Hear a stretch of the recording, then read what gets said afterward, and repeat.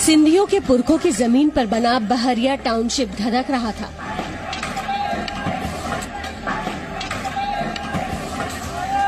सिंधियों के गोठ पर खड़ा किया गया बुलंद दरवाजा शोलों में लिपट चुका था।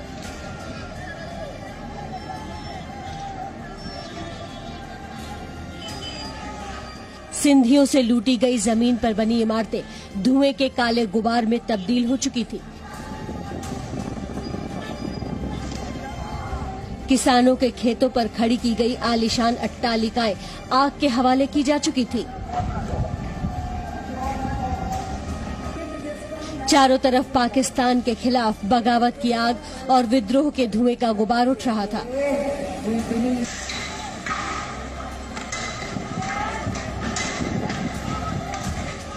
जो कुछ सामने था सब कुछ फूका जा रहा था। कार में आग, बाइक में आग, बड़े बड़े शोरूमों में आग। सिंधियों ने पाकिस्तानियों की इस कॉलोनी टाउनशिप पर धावा बोल दिया था। ये सिंधु देश की आजादी की पहली अंगड़ाई थी। सिंधियों ने संकेत दे दिया कि अब पाकिस्तान बहुत दिनों तक उसे गुलाम बनाकर नहीं रख सकता।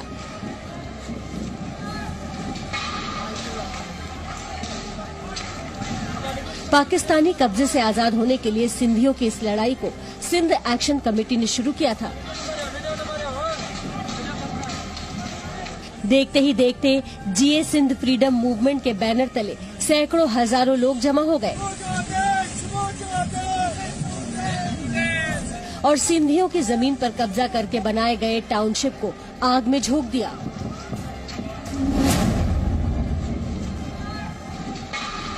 पाकिस्तान के कब्जे वाले सिंध में ये सुलगती आग दशकों से चिंगारी बनकर दबी थी।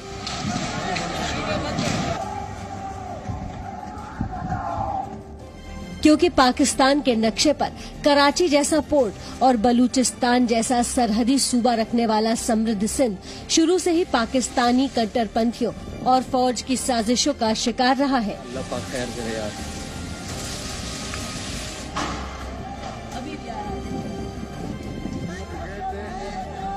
सिंधियों की जमीन एक साजिश के तहत छीनी जाती रही।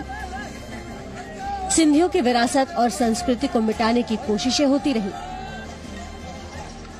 खासकर पाकिस्तानी फौज के सिलेक्टेड पीएम इमरान के जमाने में इस सूबे पर दोहरी मार पड़ी है। पाकिस्तान की फौज की मदद से इस इलाके के गांव वालों से जमीनें छीनी जाने लगी और हद तो तब हो गई जब पिछले 7 मई को पाकिस्तानी फौज, पुलिस और बिल्डर ने गांव वालों को गांव से खदेड़ दिया। सिंध की आजादी के लिए संघर्ष कर रहे संगठन एकजुट हो गए।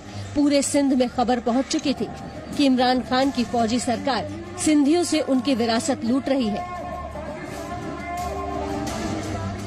फिर क्या था, सिंध एक्शन कमेटी ने एक कॉल दी और वीर सिंधियों ने लूटी गई जमीन पर बनी टाउनशिप फूंक डाली।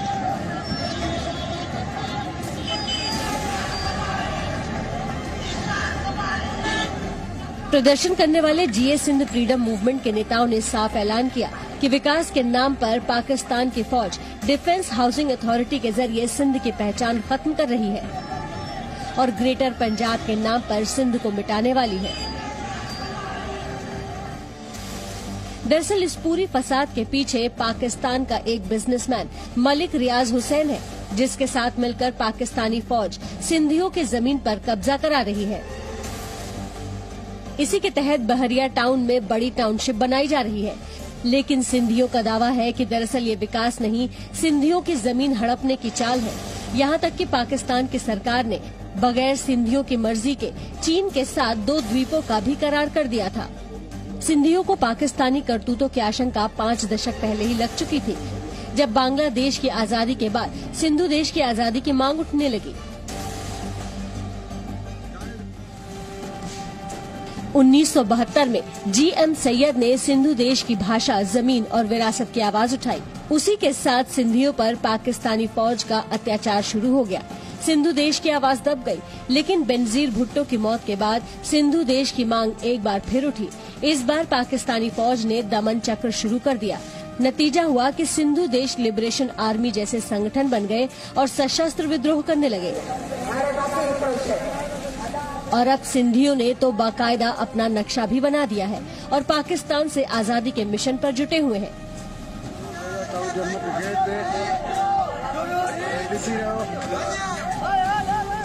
दरअसल पाकिस्तान कोई मुल्क नहीं रहा, वो चंद कट्टरपंथी आतंकवादियों और फौजी तानाशाही के कब्जे वाली वो जमीन है जिसका हर सूबा आजादी चाहता है। पाकिस्तान के नक्शे पर देखें तो पाकिस्तान के उत्तर में खैबर पख्तूनख्वा, दक्षिण पूरब में सिंधु देश, दक्षिण पश्चिम में बलूचिस्तान और पश्चिम में फाटा का इलाका है। इन्हें हटा दे तो सिर्फ पंजाब वाला इलाका पाकिस्तान के हिस्से में बच जाता है, क्योंकि पख्तून लगातार आंदोलन कर रहे हैं, आजादी की मांग कर रहे हैं, पाक फौज के दमन और शोषण के खिलाफ आवाज उठा रहे हैं, चीन के हाथों बेची जा रही जमीन के लिए सड़कों पर उतर रहे हैं। उधर बलूचिस्तान ने तो मानो खुद को आजाद सूबा ही घोषित कर रखा है। पाकिस्तानी फौज को देखते ही बलूचों का खून खौल उठता है। दशकों से पाकिस्तानी दमन और शोषण का शिकार रहे बलूच हर वक्त आजादी की लड़ाई लड़ रहे हैं।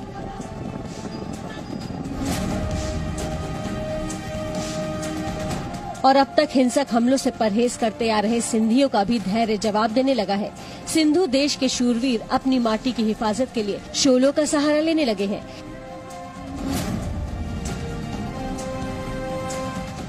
ऐसे में लगता है वो दिन दूर नहीं जब पाकिस्तान अपनी ही मजहबी कट्टरपंथ की बुनियाद और आतंकवाद की आग में झुलसकर टुकड़े टुकड़े हो जाएगा। Bureau report.